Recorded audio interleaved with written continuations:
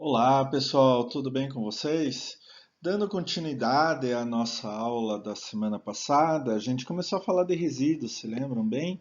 Eu falei para vocês que todo ser humano, desde a pré-história, já produz resíduos, só que ao longo do tempo, como a gente foi inventando cada vez mais substâncias diferentes, etc., em quantidade maior e tal, a gente acabou fazendo um impacto ambiental muito grande com esses resíduos. A gente conversou sobre os resíduos de serviço de saúde, né?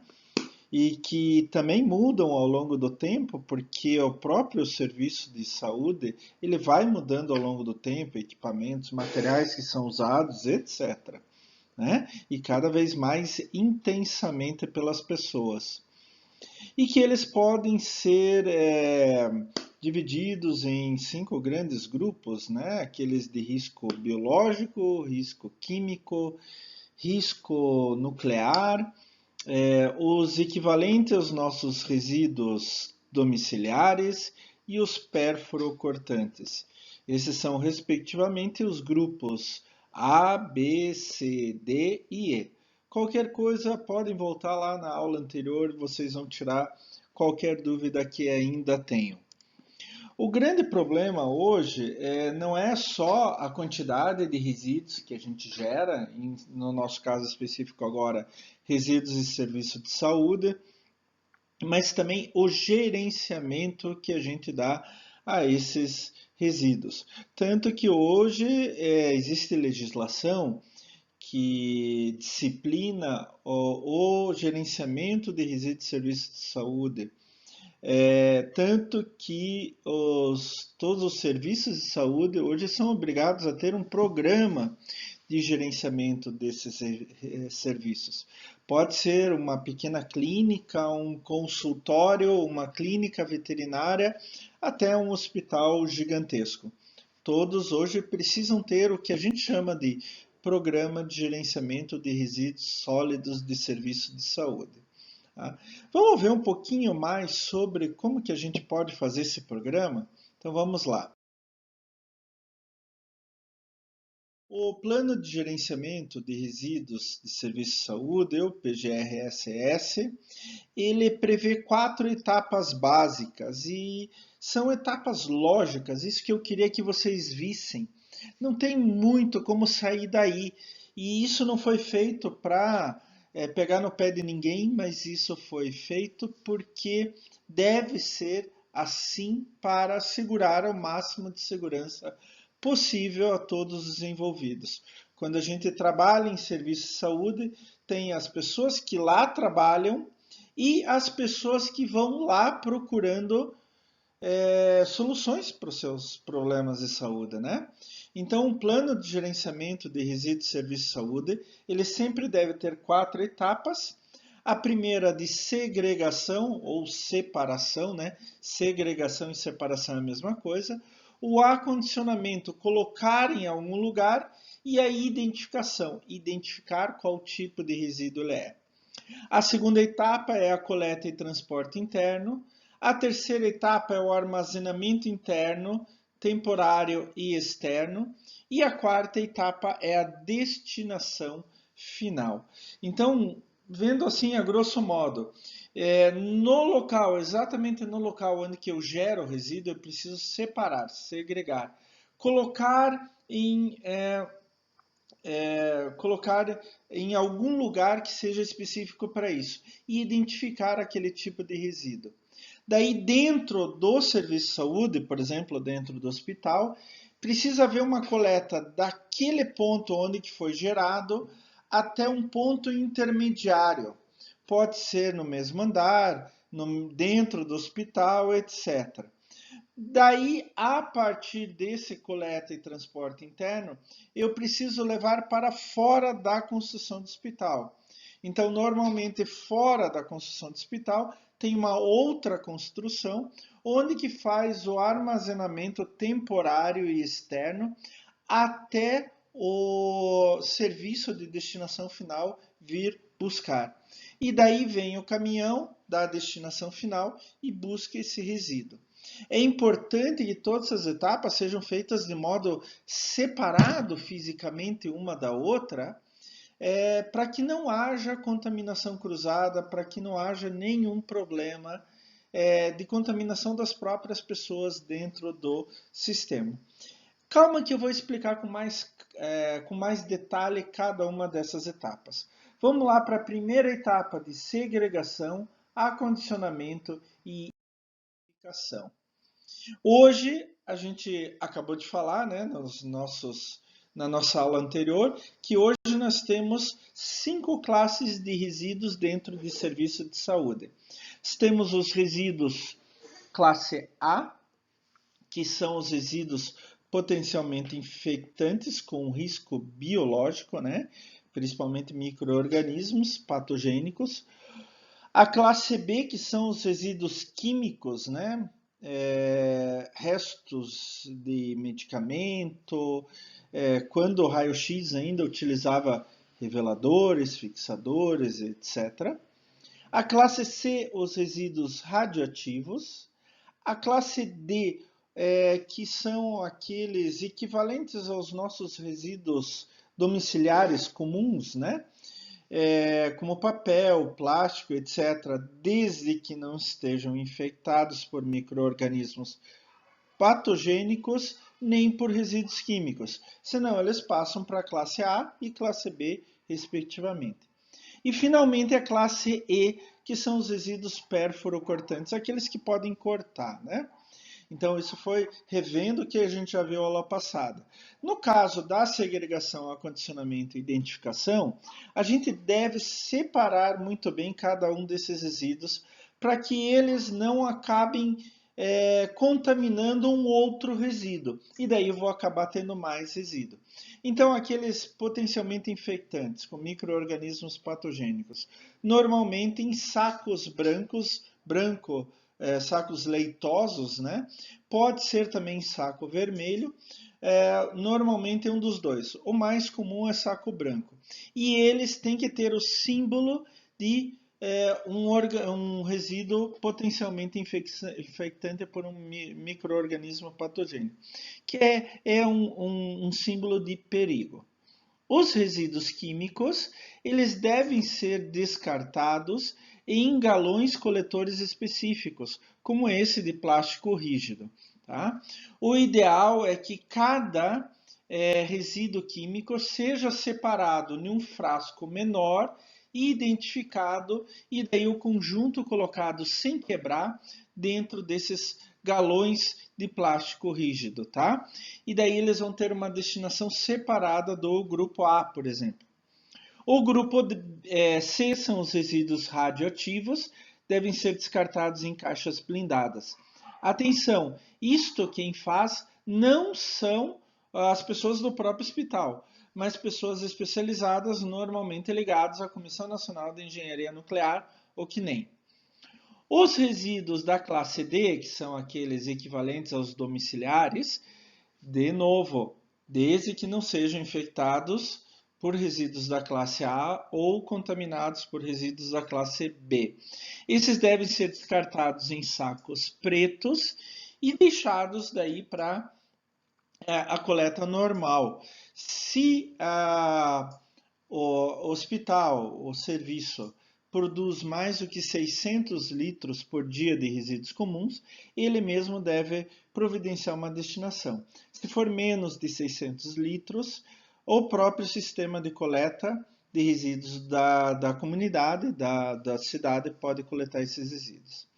E, finalmente, os pérfuro-cortantes, que inclusive tem um coletor específico para isso, que a gente chama no dia a dia aqui de Descarpac, né?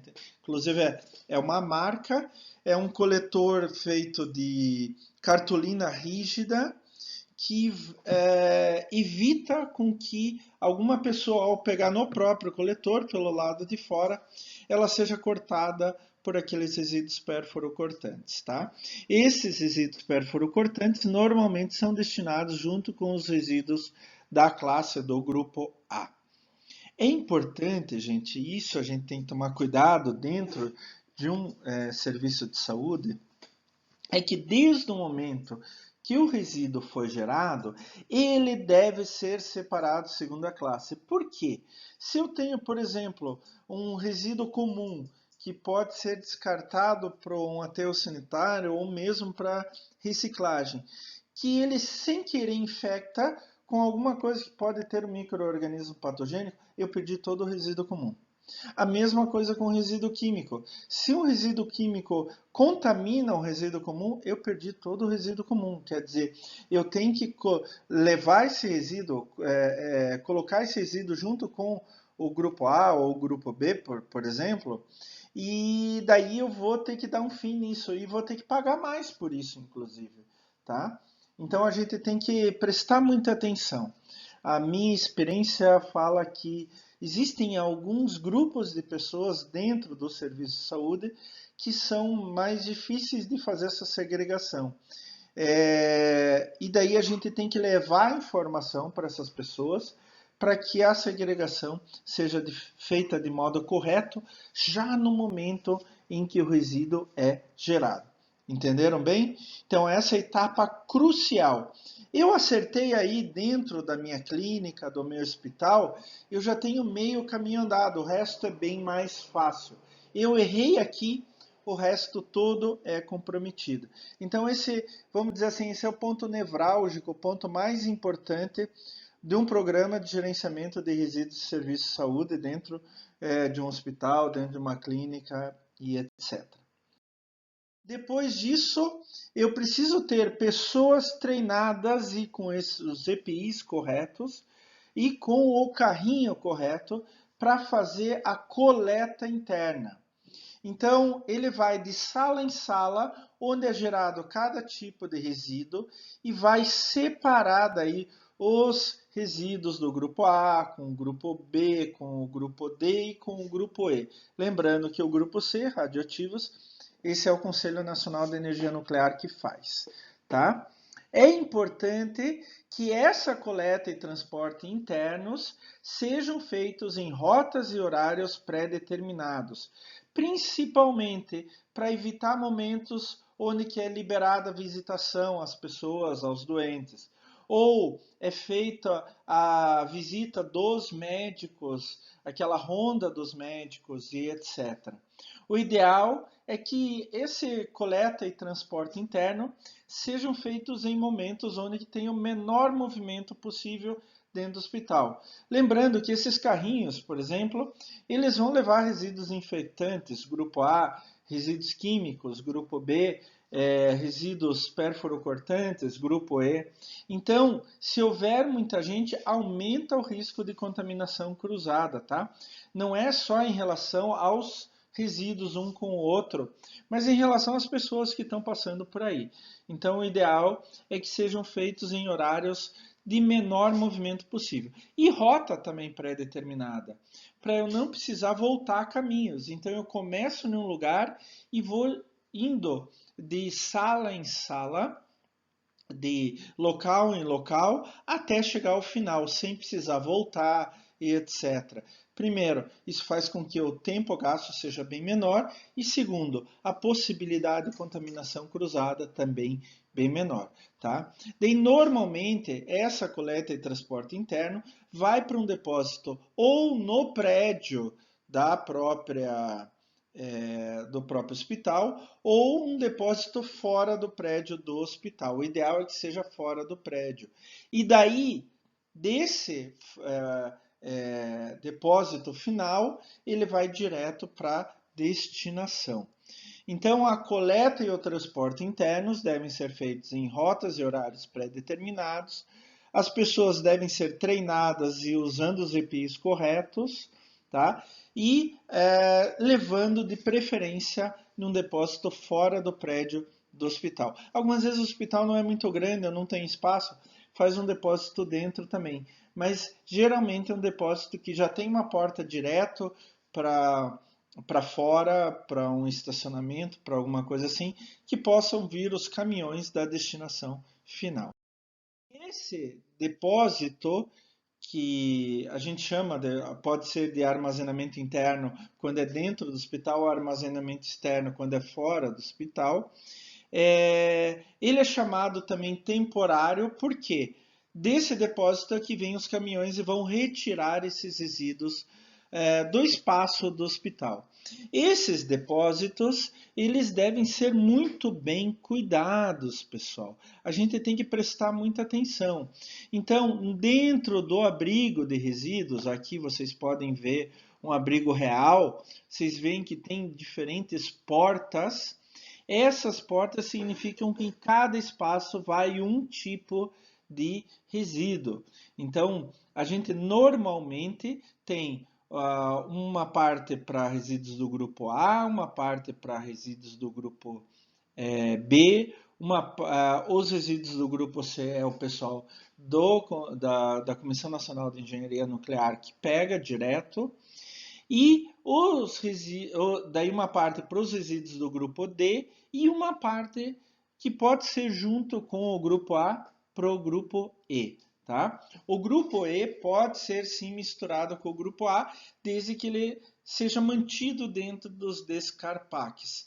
Eu posso pegar os descarpaques e colocar dentro de sacos brancos leitosos e descartar junto com o grupo A. Porque a maior probabilidade é que esses resíduos perfluorocortantes estejam contaminados com micro-organismos patogênicos. Então vocês podem ver aqui, tem dois abrigos no nosso desenho aqui, né? O primeiro abrigo pega grupo D, que são aqueles resíduos domiciliares, tanto os recicláveis quanto os não recicláveis, e daí uma parte para o grupo A e grupo E juntos. Tem uma área de higienização, né, para as pessoas que trabalham ali não saírem de lá com contaminantes quaisquer. Já normalmente, os resíduos do grupo B, os resíduos químicos, eles são preparados especificamente para isso. Então, além de ventilação, ele tem diferentes tipos de extintores e piso com uma canaleta. E essa canaleta leva um depósito. Por quê? Se por acaso vazar alguma coisa, ele não vai para o solo, vai para um depósito onde que a gente pode retirar depois. É bom lembrar que deve ter todos os EPIs corretos para evitar a contaminação das pessoas e equipamentos também que ajudam na descontaminação, como chuveiro, lava-óleos e assim por diante.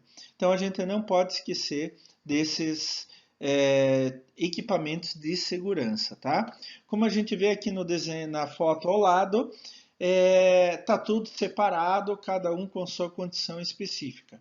Por que a gente faz isso? Para evitar situações como essa. Olha, todos os resíduos aqui misturados de qualquer jeito, né? A pessoa até está usando EPI, né? Mas isso daqui não tem condição nenhuma, então isso não pode acontecer. A gente diz que essa é uma situação ruim, que essa é uma situação não exemplar. É bom lembrar que também a próxima etapa, a quarta etapa, que é de destinação final, ela deve ser feita ou deve vir caminhões para retirar o nosso resíduo antes que chegue, como nessa última foto que eu mostrei para vocês, que esteja abarrotado de resíduos, né? Se eu tenho containers para receber esses resíduos, eles não devem ficar abarrotados que a tampa tenha que ser mantida levantada. Deve ficar com a tampa fechada. Para isso, eu talvez precise aumentar a frequência que os caminhões da destinação final vêm pegar os nossos resíduos. Então, como vocês podem ver na foto acima, tem espaço aqui para entrar caminhões. Tá? Então, o caminhão que vai pegar o resíduo classe A, classe E, classe B, classe D, eles vão parar aqui, abrir as portas e retirar rapidamente, claro que os funcionários sempre com os EPIs corretos, retirar rapidamente os resíduos e colocar no caminhão para não haver contaminação cruzada. Pessoal, a gente tem que se lembrar que a gente está num ambiente hospitalar, um ambiente de saúde. Então, tudo que a gente puder evitar de contaminação, a gente deve evitar. Eu me lembro de há mais de 20 anos atrás, onde que eu já começava a trabalhar com resíduos e eu via depósitos de resíduos de serviço de saúde em hospitais exatamente dessa maneira. Há mais tempo ainda, 30, 40, 50 anos, era permitido fazer incineração desses resíduos no próprio hospital. Só que os incineradores provocavam muita poluição do ar, então acabava dando outros problemas, não só para as pessoas do próprio hospital, mas de toda a região onde que o hospital se localizava. Bom, a gente fez a segregação lá dentro de cada ponto de geração. A gente fez o transporte interno, levamos para armazenamento externo temporário e agora vamos chamar os caminhões para recolher esses resíduos e fazer a destinação final. E cada um dos resíduos tem uma destinação final específica. Então, por exemplo, os resíduos da classe A e classe E, os resíduos infectantes e perforocortantes, devem seguir para tratamento para eliminação da patogenicidade. Os resíduos da classe B podem ir para uma incineração específica. Os resíduos da classe C, rejeitos radioativos, vão para o Conselho Nacional de Energia Nuclear. E os resíduos da classe D, os comuns equivalentes aos domiciliares, eles podem ser reciclados, no caso de papel, plástico, vidro, etc. E o restante, como orgânicos, irem para aterro sanitário. O que mais nos interessa, que é pela quantidade, são os resíduos mais importantes gerados em um serviço de saúde, são os resíduos da classe A e classe E. Esses resíduos a gente tem que tomar muito cuidado. Existem alguns métodos hoje para fazer esse tratamento para eliminação da toxicidade. Os métodos são incineração e autoclave. Na incineração, eu submeto esses resíduos a uma altíssima temperatura, né? Então, logicamente, pela própria temperatura, ele vai matar tudo, ele pode chegar a atingir mais de 1000 graus os incineradores, então ele vai matar tudo sem dúvida nenhuma. Já no autoclave, eu faço um tratamento com alta temperatura e pressão. É como se fosse um autoclave de laboratório, vocês já viram com toda certeza, né? Só que é um autoclave bem maior, ele cabe muita coisa dentro. O autoclave, por causa da alta temperatura e pressão, ele vai matar absolutamente todos os micro-organismos ali, tá? E daí eu vou ter os mesmos resíduos, só que eles vão estar desinfectados. Eles vão estar sem o perigo dos micro-organismos patogênicos. Só que quando eu faço a destinação final por autoclave, eu tenho outro problema, porque por lei, os resíduos de serviços de saúde têm que sofrer uma descaracterização. Tá? Então, o que significa isso? Que eles não podem ter a mesma forma que tinham antes. Um pedaço de algodão, um pedaço de gás não pode parecer um pedaço de algodão, um pedaço de gás. Uma seringa não pode parecer uma seringa. Então, eu tenho que ter uma descaracterização. Quando eu submeto os resíduos de serviço de saúde à incineração, automaticamente já vou fazer uma descaracterização, porque vira pó, né? Vira cinza, praticamente. Agora, quando eu submeto no autoclave, não acontece nada, só a desinfecção. E daí eu preciso fazer um processo de moagem, e é específico para resíduos de serviço de saúde. Ele já não tem micro-organismo patogênico, então não tem mais perigo de contaminação, mas eu tenho que descaracterizá-los, tá?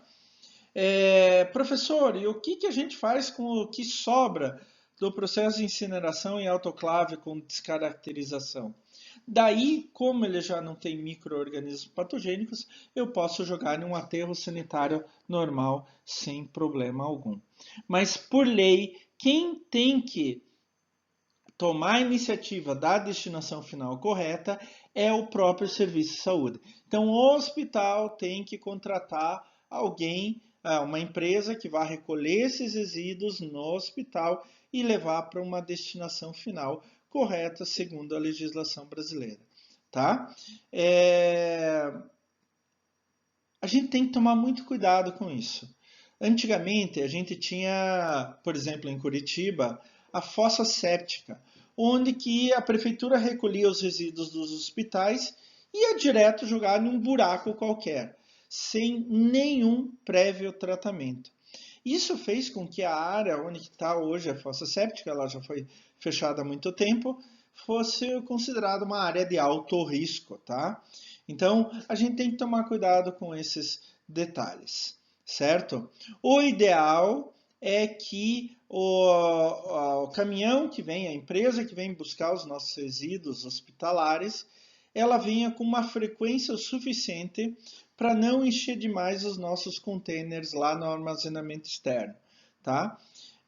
Então, algumas vezes, eu conheço hospitais que vêm todo dia, eu conheço hospitais que vêm a cada 3 dias, só não pode ficar mais do que 7 dias pela legislação. Mesmo que seja uma quantidade pequena, tem que vir coletar a cada 7 dias. Tá? Então, são alguns cuidados que a gente tem que tomar com o nosso programa de gerenciamento de resíduos de serviço de saúde. A partir do momento que a gente faz tudo certo, em primeiro lugar, a gente não vai ter nenhum problema quanto à fiscalização, tanto da Anvisa quanto do meio ambiente. Segundo lugar, e o mais importante de tudo, a gente vai diminuir muito, mas muito mesmo, os riscos de contaminações cruzadas, infecções a partir desses resíduos hospitalares. Bem, gente, por hoje é só. Fiquem à vontade para entrar em contato sem problema nenhum para tirar algum, tá? Ah, eu estava esquecendo, perdão, erro meu. Tem uma coisa muito importante que não é só ligado a resíduos de serviço de saúde, medicamentos principalmente, mas é ligado a todos os resíduos do Brasil, a logística reversa. Estava já me esquecendo sobre isso, viu só? A logística reversa é algo muito importante que a gente tem que tomar cuidado, tá? Inclusive ela é prevista por lei. A gente define logística reversa como instrumento de desenvolvimento econômico e social caracterizado por um conjunto de ações, procedimentos e meios destinados a viabilizar a coleta e a restituição dos resíduos sólidos ao setor empresarial, para o reaproveitamento em seu ciclo ou em outros ciclos produtivos e outra destinação final ambientalmente adequada. O que significa isso? Pela lei, existem alguns produtos que, depois de consumidos pelo consumidor final, o que sobra disso é obrigatoriamente o fabricante desses produtos tem que pegar de volta. E pela Política Nacional de Resíduos Sólidos, a Lei 12.305 de 2010, existem 5 grupos de resíduos que o fabricante original tem que pegar de volta depois que há o consumo pelo consumidor final. São as embalagens plásticas de óleos lubrificantes. Quando você vai trocar o óleo do teu carro no posto, ele não pega uma embalagem, coloca óleo novo, etc., tem que dar um fim naquela embalagem e no próprio óleo velho. Lâmpadas fluorescentes de vapor de sódio, mercúrio e luz mista. Produtos eletroeletrônicos e seus componentes, embalagens em geral e resíduos de medicamentos e suas embalagens. O que nos interessa é a situação da logística reversa de medicamentos. As embalagens de plásticas e óleos lubrificantes já está funcionando, assim como de lâmpadas. As embalagens em geral também já tem algo funcionando, na prática é mais difícil. Só que de produtos eletroeletrônicos e medicamentos ainda estamos em negociação. Por incrível que pareça, ainda não sabemos direito o que fazer. Então, até abril de 2014, vejam só, 2014, tinha 3 propostas de acordo setorial. O que fazer com aqueles medicamentos vencidos, por exemplo? Tá? E agora vai entrar em consulta pública. Infelizmente, esse processo é longo, é demorado, precisa de muita negociação. É possível que nos próximos anos a gente já tenha uma definição sobre isto, tá? O correto seria que, se você tem medicamento vencido, você leva de volta para a farmácia e a farmácia vai mandar para o seu distribuidor e o distribuidor manda de volta para a fábrica original e daí ela tem que dar uma destinação correta, tá? É muito importante que vocês acompanhem como está essa situação da logística reversa de medicamentos, aqueles medicamentos não utilizados, os vencidos ou estragados por algum motivo, tá? Fiquem sempre de olho nesse caso específico. Bem, com a logística reversa, então a gente termina a parte de resíduos, mais especificamente resíduos de serviço de saúde, tá? Até a próxima semana, pessoal!